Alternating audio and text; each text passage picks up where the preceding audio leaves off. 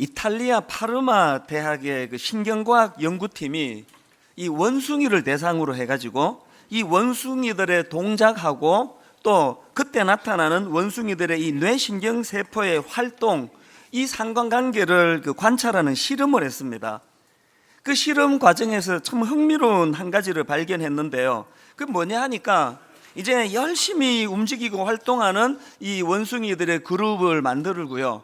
또 한 그룹은 이제 자기는 활동을 하지 않고 열심히 활동하는 그 동료 원숭이들을 이제 지켜보는 이 두 그룹으로 나누어 가지고 그 뇌 신경 세포가 어떻게 이제 활발히 움직이는가를 관찰했더니 참 재밌게도요.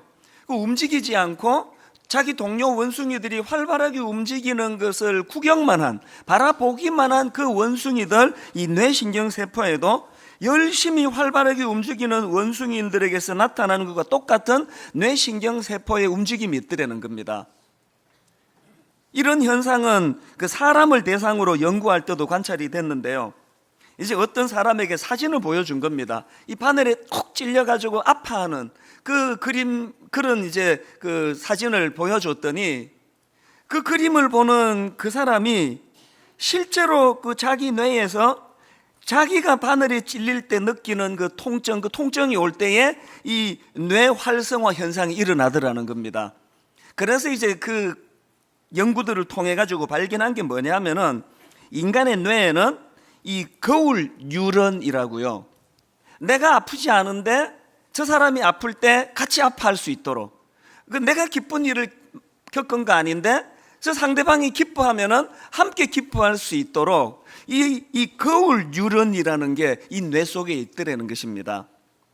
작년에 세월호 사건이 터졌을 때 전 국민이 마치 내 자식이 그런 아픔을 겪은 것처럼 같이 울고 같이 힘들어하고 같이 분노하고 그렇게 함께 눈물 흘릴 수 있는 이 원동력이 바로 이 인간의 뇌에 있는 이 거울 뉴런이라는 신경 조직 때문에 그렇다는 겁니다. 하나님께서 우리 인간을 창조하실 때 그냥 기능적으로 똑똑하기만 한 그런 존재로 만들지 않으시고 그 인간의 뇌 속에 이 거울 뉴런을 심어주시는 하나님의 의도하심이 뭐겠습니까? 이게 하나님의 창조 질서라는 거예요. 그래서 로마서 12장 15절에 있는 즐거워하는 자들과 함께 즐거워하고 우는 자들과 함께 울라, 이 말씀은 다른 게 아니고 내가 너희를 창조할 때 심어주었던 너희 뇌 속에 있는 이 거울 뉴런, 이것이 잘 활성화되도록 해라, 그 말씀이에요. 오늘은 우리가 장애인 주일로 예배를 드리고 있습니다. 제가 몇 주 전서부터 이제 이 장애인 주일에 어떤 본문 말씀을 가지고 말씀을 전하면 좋을지를 참 많이 고심하면서 이 본문도 살펴보고 저 본문도 살펴보고 그렇게 했는데요. 제가 이제 이 장애인 주일을 준비하는데 계속 내 머릿속에서 성경의 한 장면이 떠나지를 않는 거예요. 그 어떤 장면인가 하니까 요한복음 11장에서 나오는 이 울고 계시는 예수님의 모습이에요. 아니 지금 요한복음 11장에 무슨 일이 있었길래 예수님이 울고 계십니까? 이 기가 막힌 그 그림 아닙니까? 창조주 되시는 하나님께서 이 눈물이라는 거는 우리 인간이 가진 결함 때문에, 인간의 연약한 미숙함 때문에 그래서 흘리는 게 눈물인데 창조주 되시는 하나님께서 울고 계신다. 이 기가 막힌 그림 아닙니까? 도대체 무슨 일이 있었길래 예수님이 지금 눈물을 흘리시는 겁니까? 몇 주 전에 말씀드렸지만 예수님이 사랑하시던 삼남매 마리아, 마르다, 나사로, 이 삼남매 중에 오빠 나사로가 병을 만나 목숨을 잃은 겁니다. 그 남은 두 자매가 얼마나 비탄에 빠졌겠습니까? 요한복음 11장 32절을 보십시오. 마리아가 예수 계신 곳에 가서 배웠고 그 발 앞에 엎드려 이르되 주께서 여기 계셨더라면 내 오라버니가 죽지 아니하였겠나이다. 여러분 이 장면을 상상할 수 있지 않겠습니까? 아마 마리아가 눈물을 줄줄 흘리면서 이런 말씀을 주님께 드렸을 거예요. 그랬더니 그 다음 33절부터 보십시오. 예수께서 그가 우는 것과 또 함께 온 유대인들이 우는 것을 보시고 심령에 비통히 여기시고 불쌍히 여기사 이르시되 그를 어디 두었느냐 이르되 주여 와서 보옵소서 하니 예수께서 눈물을 흘리시더라.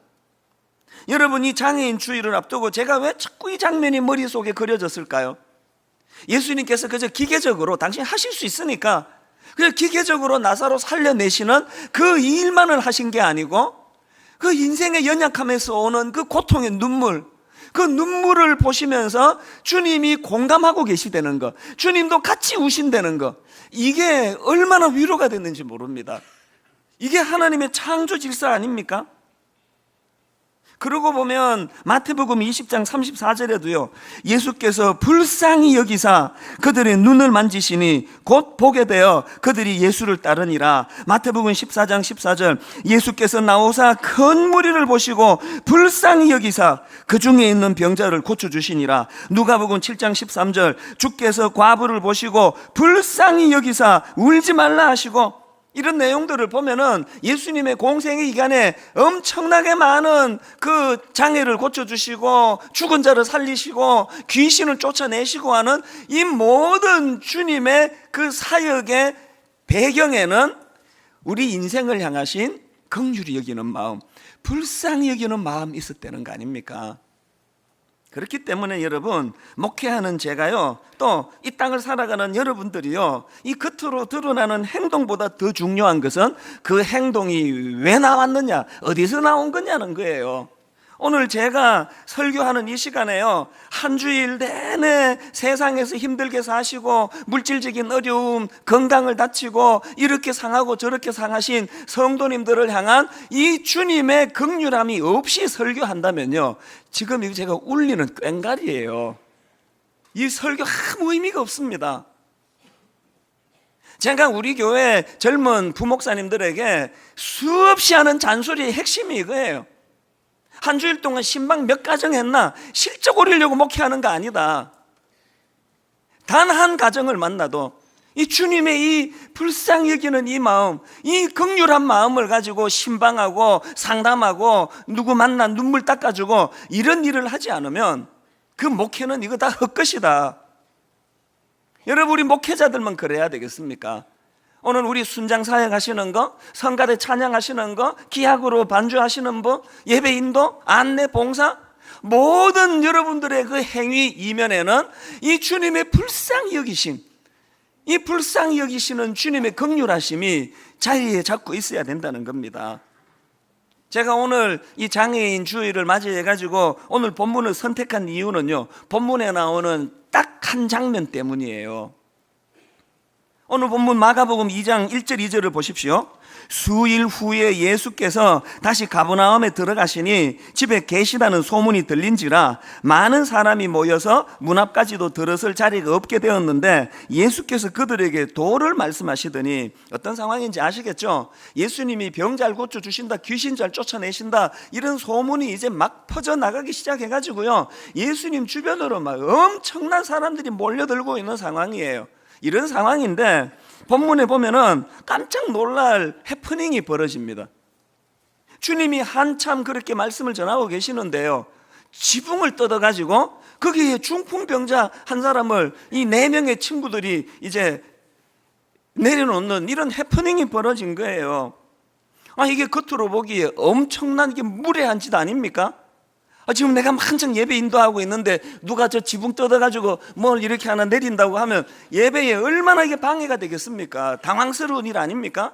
그런데 제가 이 본문에서 발견하는 것은 뭐냐 하면, 예수님께서는 그렇게 겉으로 드러나는 무례해 보이는 그 행동에 초점이 있는 게 아니고, 그렇게까지라도 해서 자기 이웃, 자기 친구, 중풍병으로 고통하는 자기 이웃을 주님께로 인도하고자 하는 그들의 마음을 주님은 보시는 거예요. 그래서 그 중풍병자를 고쳐주시는 주님의 모습, 이 한 모습이 오늘 이 땅을 사는 우리들 뇌리에 이게 각인이 돼야 된다는 것입니다. 여러분, 장애인 주의를 맞은 오늘 이 본문 속에서 우리가 반드시 배워야 될 메시지가 많이 있지만 제가 그거를 압축해서 2가지로 정리를 해보았는데요. 자, 여러분, 오늘 이 본문 말씀에서 배워야 할 2가지 메시지가 뭡니까? 첫째, 이 예수님의 공감 능력을 바탕으로 한 이 긍휼의 정신을 회복해야 된다는 겁니다. 목회를 하는 저나 회사를 다니시는 여러분이나 가정에서 자녀를 키우시는 주부나 누구나 할 것 없이 반드시 회복해야 될 덕목이 바로 이것입니다. 예수님께서는 그 지붕을 뚫어서라도 어려운 친구를 도와야 되겠다는 그 네 사람의 마음을 보신 거예요. 그래서 5절에 보니까요, 예수께서 그들의 믿음을 보시고 중풍병자에게 이르시되 작은 자야 내 죄 사함을 받았느니라. 오늘 우리가 회복해야 되는, 그리고 또 성경에 이것을 기록하게 하심으로 주님께서 이것을 보고 우리 모두가 회복되기를 원하시는 마음은 주님의 이 긍휼하심, 긍휼함, 불쌍히 여기사, 이 긍휼함의 마음이에요. 제가 언젠가 그 텔레비전을 보는데요, 이제 저희 집에 TV가 있을 때니까 이게 좀 오래전의 이야기 같아요. 내가 지금 선명하게 기억하는데, 그때가요 저녁 식사를 하기 바로 직전이에요. 꼭 그 텔레비전에 보면은 식사하기 전에 그 식당가 소개를 주로 하잖아요. 그때도 이제 딱 그 시간인데요, 보니까 이제 그 지방에 있는 이 곱창 전문 골목이래요. 카메라 비춰주는데요, 온 거리가 다 곱창 식당이에요. 곱창 요리. 그래서 이제 막 지글지글 그 곱창 요리하는 거를 보여주다가 그 방송하는 PD가 딱 보니까 의도를 가지고 하나의 포커스를 두는 게 있더라고요. 그게 뭐냐 하니까요, 제가 지금 그 시간은 기억할 수가 없는데요, 한참 지금 그 식당이 잘 될 시간이에요. 뭐 한 8시 반, 9시 뭐 그 정도 시간일 거예요. 큰 식당들이 일제히 식당 정리를 하는 거예요. 문을 닫으려고. 그래서 이제 막 설거지하고 의자 정리하고 막 문 닫을 준비하고 손님을 더 안 받는데요, 카메라 하나가 이제 가까이 그 식당으로 다가가가지고 이제 그 설거지 하고 있는 그 식탁을 훔치고 있는 그 식당 여주인에게 묻는 거예요. 아니 왜 식당을 이렇게 일찍 닫습니까? 여러분, 그때 그 설거지를 하던 그 여주인의 한마디가요 제 마음속에 충격을 줬어요. 딱 이렇게 한마디 하더라고요. 아, 주변에 작은 식당들도 먹고 살아야지요. 내가 그때 받았던 이 전율을 내가 잊을 수가 없습니다. 그 곱창 전문 식당에 큰 교회들이, 큰 교회가 아니고 큰 식당들이, 교회도 이랬으면 좋겠다는 마음이 아까 2부 때부터 계속 내가 지금 교회 그러는데요, 교회가 아니고 식당, 이 큰 식당들이 서로 그렇게 합의를 봤나 봐요. 그리고는 일정 규모 이상의 큰 식당들이 일제히 문을 닫으면서 주변에 작은 식당들도 먹고 살아야지요. 여러분, 지금 우리 대한민국이 갈등이 얼마나 많습니까?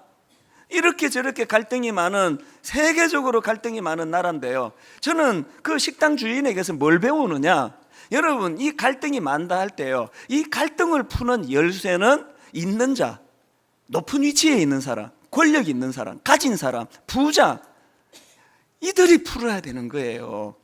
이치 따지지 말고. 여러분, 그 식당 주인이 이치를 따져서 말한다면 그 말이 됩니까? 아니, 자본주의 세상에 내 능력으로 내가 키워서 내 돈으로 돈 버는데 내가 뭐 저 작은 식당까지 내가 신경 써야 됩니까? 그게 논리에 맞는 이야기예요. 그런데 여러분, 오늘 우리가요 이 논리가 너무 앞서는 세상에 살다가 보니까 하나님의 창조 질서 속에 하나님이 심어주신 이 거울 유런이 지금 작동을 못하는 세상 아닙니까? 만약에 여러분, 주님께서 우리에게 우리가 이렇게 좋아하는 시시비비 가리고 논리를 따져가지고 주님이 우리를 대하셨다면요, 오늘 우리 구원 못 받습니다. 네가 죄 짓는데 내가 왜 십자가를 져야 되니? 네 말이 되니 이게? 논리 그러지 마세요. 오늘 우리가 하나님께서 우리 뇌 속에 심어주신 이 거울 유런이 작동이 돼야 돼요. 그래서 이치를 따지고 논리를 따지는 게 아니고, 사실 저는 지금 분당 우리 교회가 기존 신자 등록을 안 받는 것이 저에게 많은 부담이고 괴로움이에요. 눈물을 흘리면서 왜 꼭 이 교회에 등록을 해야 되는지를 설명하시는 분들을 만나면 마음이 너무 괴로워요. 그리고 저한테 무슨 권한이 있다고 이 교회에 찾아오신 성도들을 내 마음대로 등록을 안 받느냐고요. 이게 하나님 앞에서 내가 이 연자맷돌을 목에 매야 되는 짓이 아닌가, 그런 두려움이 올 때가 있습니다. 그럴 때마다 저는 하나님께 기도합니다. 오늘 본문에 그 내 중풍병자를 데리고 온 그 사람들의 겉으로 보여지는 행위만 보고 책망하지 아니하시고 그 중심을 보시는 주님께서 우리 교회를 불쌍히 여겨 주시기를 바랄 뿐이에요. 여러분, 그 식당 하시는 분들도 그 주변에 작은 식당들도 먹고 살아야지요. 이렇게 이야기하면 일찍 문을 닫는다면 교회야 뭐 말할 필요가 있겠습니까? 지금 우리 교육관에서 인큐베이팅 교회라고 지금 분리개척이 지금 시작이 돼서 교회가 얼마나 은혜롭게 잘 되고 있는지 몰라요. 저는 그 담임 목사님, 전상출 목사님을 만나가지고 한 가지 부탁을 했습니다. 이제 여기서 이제 인큐베이팅이 잘 돼가지고 이제 이 공간을 떠나가지고 어느 지역인가 가서 교회를 시작할 때 한 가지만 내가 부탁을 합시다. 인근 교회 성도들이 찾아오면 인근 교회 성도들 등록은 안 받겠습니다라는 것을 선언해 달라고, 주보에 그걸 실어 달라고. 그리고 그거 그냥 신용만 하는 게 아니고 진심으로 그렇게 한번 실천해 달라고. 저는요, 우리 장로님들과 더불어서 무슨 정책이냐, 후원은 하되 간섭은 하지 않는 정책이에요. 뭘 어떻게 하든지 간섭하지 않습니다. 왜 하나님의 교회를 제가 간섭합니까? 그러나 앞으로 우리 분립개척이 계속 이루어질 때 이것만큼은 제가 간섭할 생각이에요. 여러분, 어느 지역에 큰 교회에 있던 교회가 분립개척해서 그 교회를 시작한다면 그 인근의 작은 교회들 다 긴장합니다. 이 슬픈 현실이에요. 우리가 할 수 있는 일은 이 인근 교회 성도들 우리 등록받지 않겠다, 우리 전도해서. 왜 이런 선언이 필요할까요? 그 식당 주인에게 배우는 거 아닙니까? 작은 교회도 같이 살아야죠. 같이 부흥해야죠.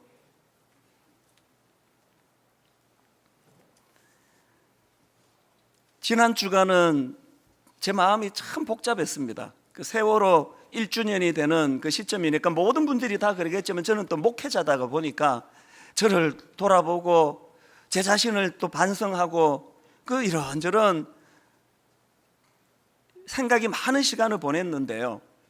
그런데 이 세월호 사건과 관련한 기사 하나가요, 오래전 그 식당 주인에게서 제가 받았던 그 감동을 그대로 전해받는 기사를 하나 봤습니다. 그 기사의 주인공은요, 그날 그 세월호 사건에서 94일생으로 살아난 단원고 여학생 이야기예요. 보니까 얘가 거의 막차로 이제 살아났어요. 배가요 거의 90도까지 기울어지던, 90도 가까이 기울어지던 그 상황에서 억지로 94일생으로 이제 목숨을 건졌는데요, 그렇게 하고 살았다 그러고 그냥 갚버리지를 않고요. 이게 우리 어른들이 배워야 되는 모습이에요. 자기 뱃속에 갇혀있던 자기 동료 친구들을 건져내는 일에 얼마나 10명 그렇게 했대요. 그 애들을 끌어내는 일을 하다가 허리를 다친 거예요. 이 여고생이, 여러분 그 젊은 애들은요, 10대들은 어지간하면 허리 안 다칩니다. 우리보다 유연하기 때문에. 얘가 허리를 다쳤어요.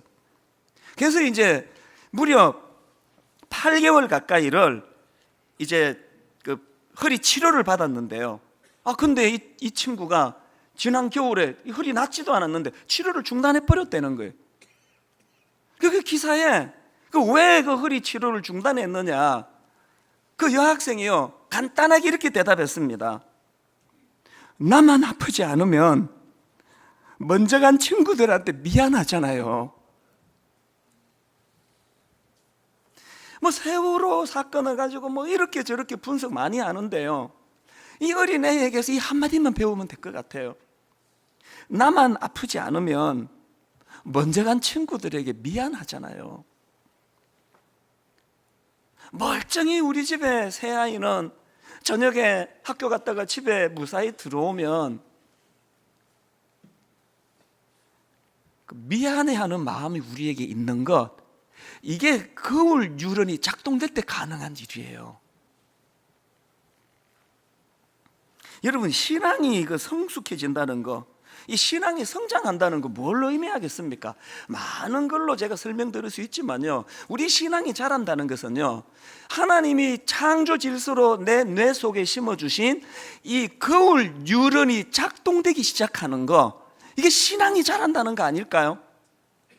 그래서 그저 내게만 집중하고 살아가는 죄성을 가진 우리가 이웃의 눈물이 보이고 기뻐하는 이웃의 미소가 보이고 함께 울고 함께 웃는 이런 데까지 마음이 가지는 거, 이게 신앙이 성숙해진다 말할 수 있는 거 아닐까요?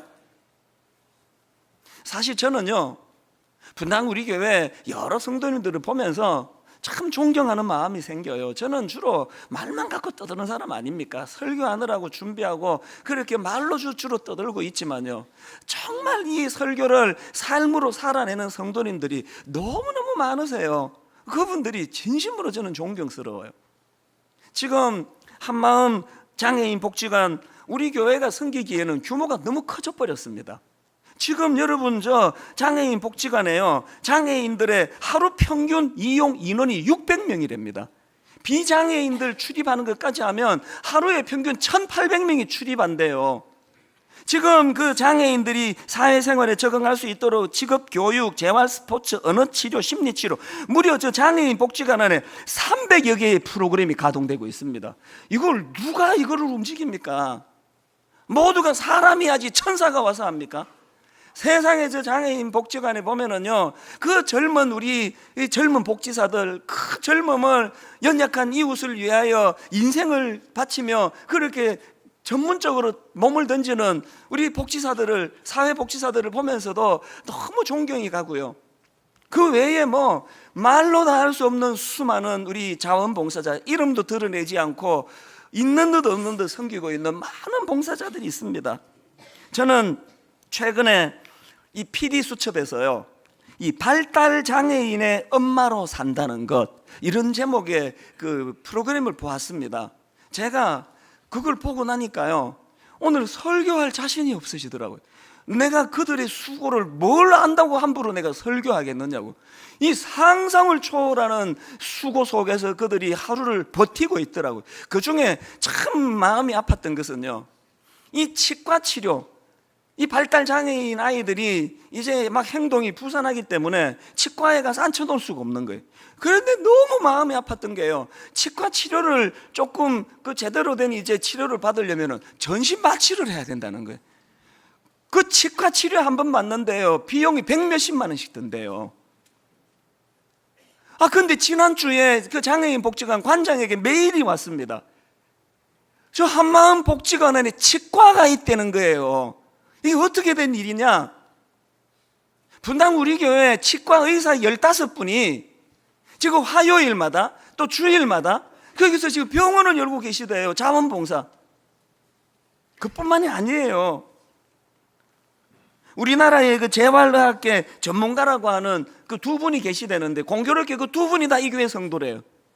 그 전문가 두 분이 지금 저 한마음 복지관에서 정기적으로 재활의학을 지금 상담해 주시고 도와주시고, 이건 돈으로 환산할 수 없는 거예요. 그게 정성이고 그게 눈물이고, 그게 오늘 예수님이 우리에게 심어주신 이 거울 유런이 없으면 이 불가능한 일 아닙니까? 여러분, 다음 주에 이제 우리 창립 13주년 기념 예배를 드릴 때 설교 끝나면 특별 찬양을 여러분 보실 텐데요, 이제 준비하고 있는 특별 찬양은 지금 한마음 복지관 우리 장애인 합창단이에요.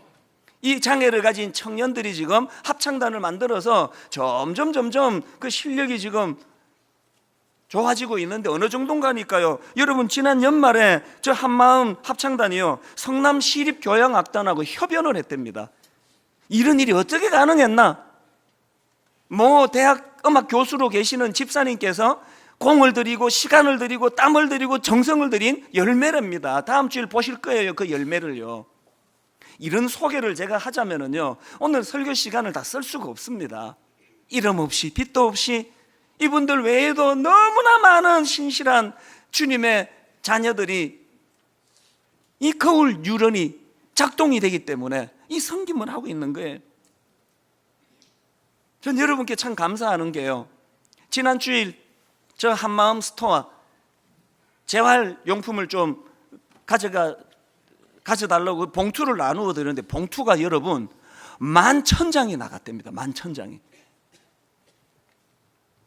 작년 이맘때도 그 수거하는 행사를 한번 가졌는데요, 여러분이 수거해 집에서 안 쓰시는 헌 옷가지나 물건들을 이걸 우리 장애인 복지관에서 판매를 했는데요, 수익금이 6천만 원이었답니다.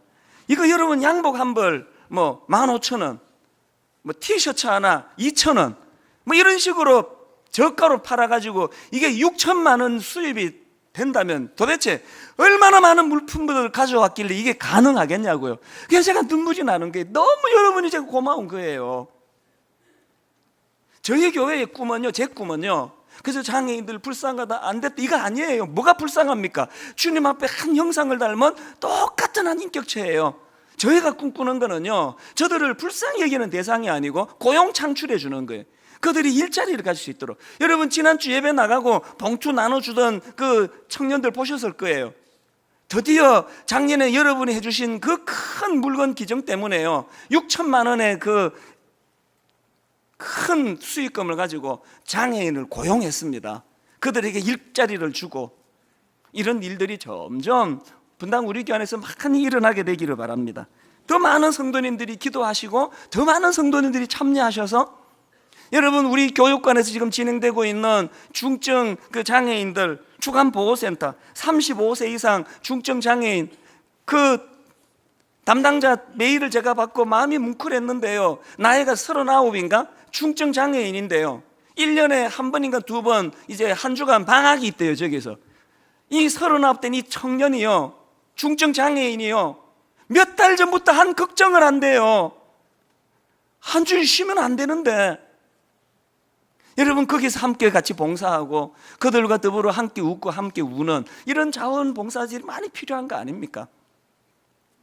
그런가 하면은 두 번째로 오늘 본문에서 우리가 배워야 될 포인트가 하나 더 있습니다. 여러분 진정한 회복은요, 예수님 만나야 가능하다는 사실을 인식하는 거예요.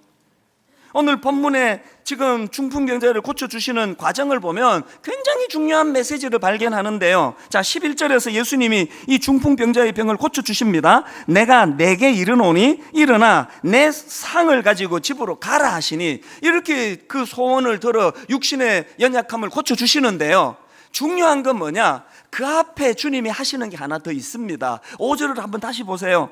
예수께서 그들의 믿음을 보시고 중풍병자에게 이르시되 작은 자야 내 죄 사함을 받았느니라 하시니, 저는 이게 너무나 중요한 원리가 여기에 있다고 생각을 합니다.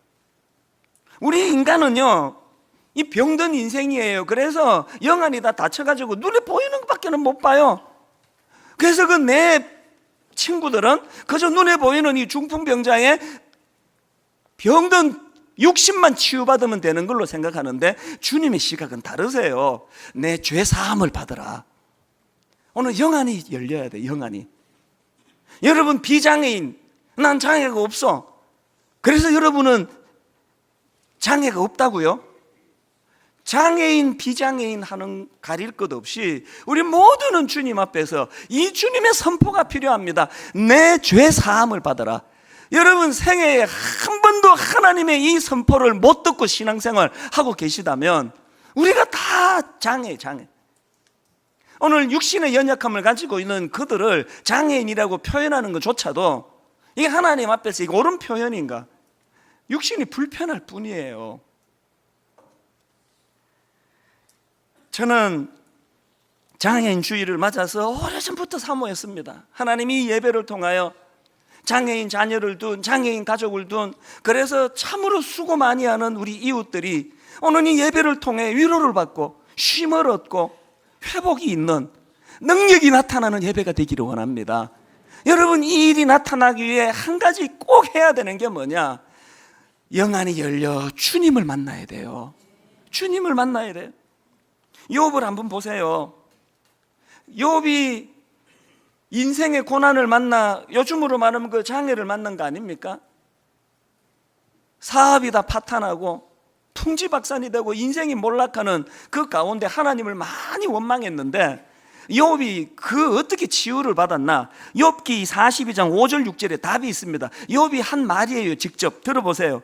내가 주께 대하여 귀로 듣기만 하였사오나 이제는 눈으로 주를 배옵나이다. 그랬더니 어떤 결과가 나타났습니까? 그러므로 내가 스스로 거두어드리고 티끌과 제 가운데에서 회개하나이다. 욥도 하나님을 원망하고 불평하고 왜 내게 이런 아픔을 주느냐고 그랬는데, 주님을 인격적으로 만나고 난 다음에 치유가 됐다는 거예요. 회개했대요. 근데 여러분, 여기서 중요한 게 뭔가 하면은요, 하나님께서 욥을 만나가지고 세세콜콜 그 모든 인생의 비밀을 다 가르쳐 주신 거 아니에요. 네가 왜 이런 장애를 겪게 됐는가 하면, 네가 왜 이런 가정에 어려움이 생겼냐 하면, 네 사업이 왜 망했냐 하면 설명 하나도 안 하세요. 하나도 설명 안 했는데 욥은 그냥 하나님께서 자신을 당신에게 보여주시는 그 일로 말미암아 욥이 깨닫게 된 게 뭐예요? 내 삶에 일어나는 이 모든 일 다 이해할 수 없지만, 그러나 하나님이 이 사실을 알고 계시는구나. 하나님이 여기에 함께 하기를 원하시는구나. 하나님이 함께 자기를 붙잡고 계시다면 난 망하지 않겠구나.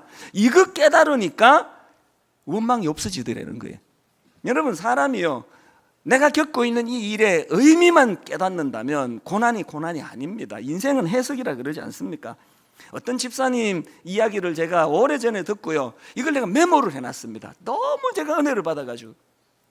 이 집사님의 자녀가 소아마비예요. 소아마비. 모든 부모가 다 그랬을 거예요. 백방으로 이 아이 소아마비를 고치려고 너무너무 애를 많이 쓰셨는데요, 고칠 수가 없었습니다. 이게 좌절 아닙니까? 하나님을 많이 원망했대요. 도대체 왜 이러시느냐고. 아니, 하나님 내게 이럴 수가 있느냐고. 그런데 이 여집사님에게요, 욥이 경험했던 그 은혜를 경험한 거예요.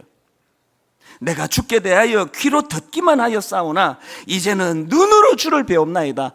하나님을 만나고 나서 이 여집사님의 불평이 어떻게 바뀐지 아십니까? 기도하는 중에 이 깨달음을 얻은 거예요. 하나님이 그에게 주신 깨달음이 뭐냐?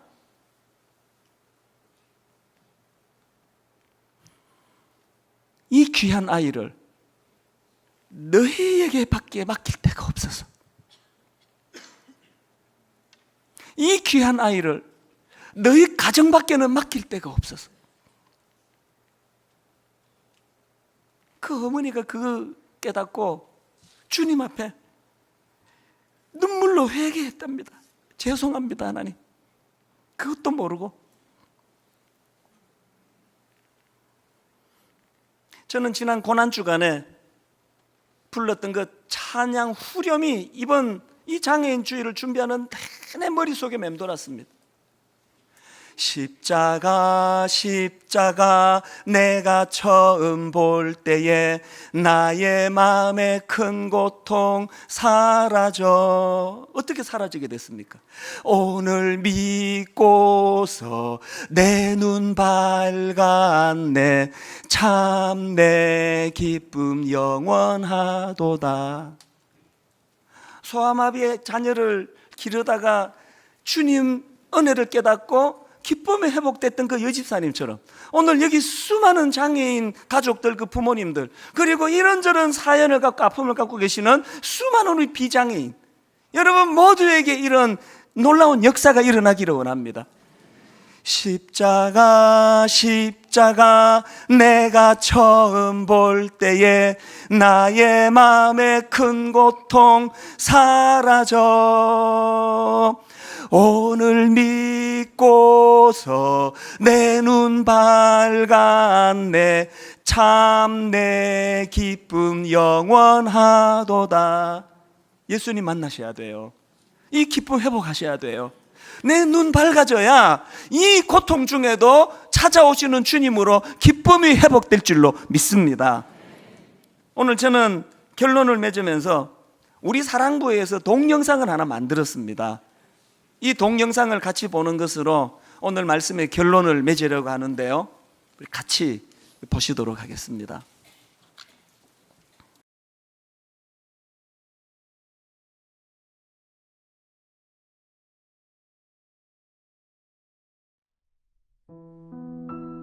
나는 성찬이 엄마입니다. 성찬이를 가졌을 때 이렇게 기도하였지요.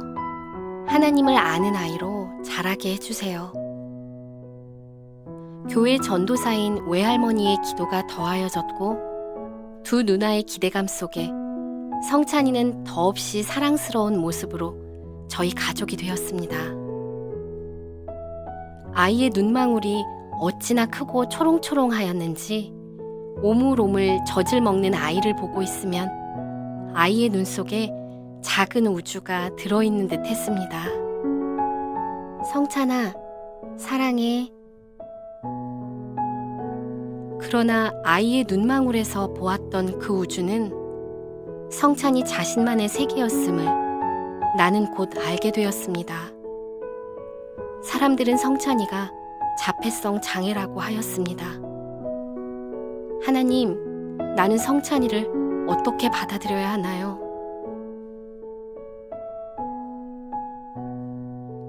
하나님은 제 어린 시절 장애가 있던 단짝 친구를 만나게 하셨고 발달 장애에 대한 책을 출판하는 일도 하게 하셔서 저를 성찬이 엄마로 준비시키셨음을 알게 되었습니다. 성찬이가 아니었으면 쉽게 지나쳐갔을 사소한 일상의 소중함을 느끼고 아이의 작은 성취에도 기쁨을 만끽하였습니다. 이 감격과 기쁨을 하나님께 예배로 올려드리고 싶었습니다. 하지만 모두가 공감할 수는 없는 성찬이의 모습이 다른 교우들의 예배에 방해가 될까봐 한동안은 교회에 나갈 엄두도 내지 못하였습니다. 하나님, 성찬이와 함께 예배할 수 있는 교회를 만나게 해주세요. 집에서 인터넷으로 예배를 드리며 우리는 함께 기도하고 소망하였습니다. 그러던 어느 날 저는 분당 우리 교회를 알게 되었습니다. 무작정 전화부터 걸었지요. 성찬이가 마음껏 예배 드릴 수 있는 우리 사랑부로 초대를 받았습니다. 저와 성찬이 그리고 두 누나, 우리는 하나님이 인도해 주신 교회로 함께 예배를 드리러 갑니다. 그리고 우리 사랑부, 나의 성찬이가 하나님을 온몸으로 느끼고 표현하고 만나는 그곳.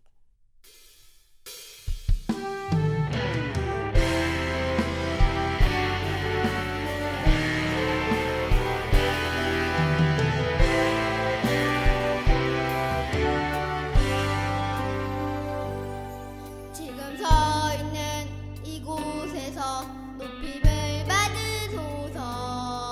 내가 밟는 땅 주님의 땅이니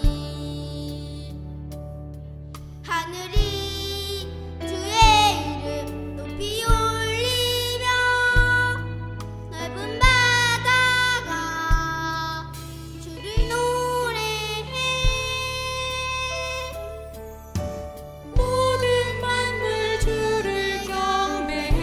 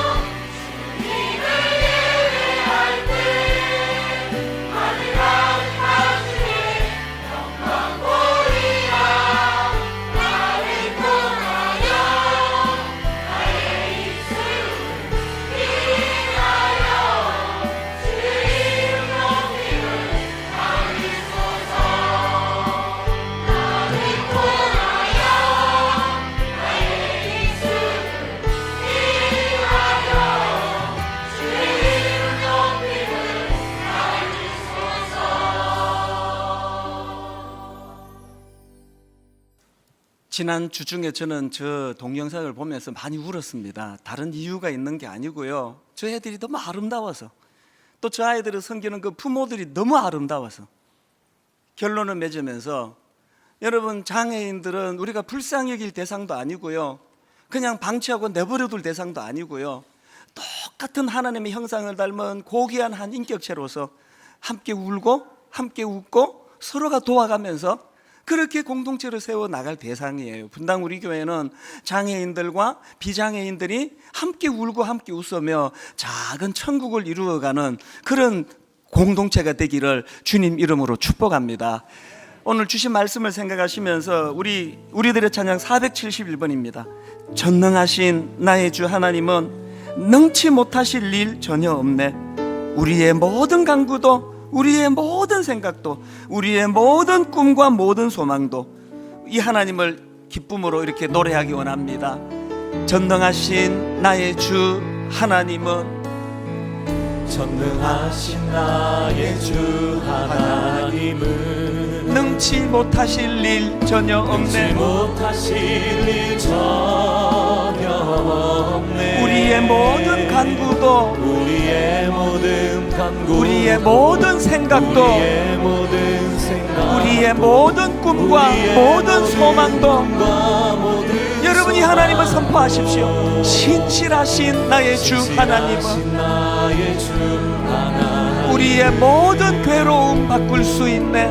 우리의 모든 괴로움 바꿀 수 불가능한 일 행하시고 불가능한 일 죽은 자를 일으키시니 자를 일으키시니 그를 이길 자 아무도 없네. 그래서 이렇게 노래하는 겁니다. 주의 말씀 의지하여 주의 말씀 의지하여 깊은 곳에 그물 던져 오늘 그가 놀라운 일을 이루시는 것 보라.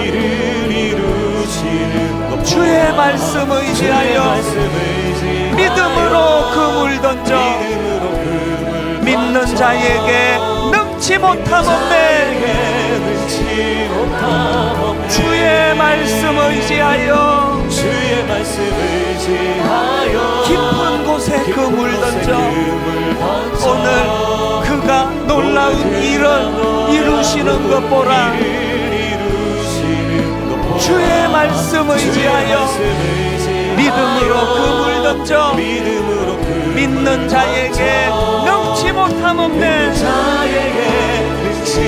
나의 길 오직 그가 아시나니 나의 길 오직 그가 아시나니 나를 단련하신 후에 이렇게 선포하십시오. 내가 정금같이 나오리라. 정금같이 우리 다 자리에서 일어나셔서 다시 한번 선포하십니다.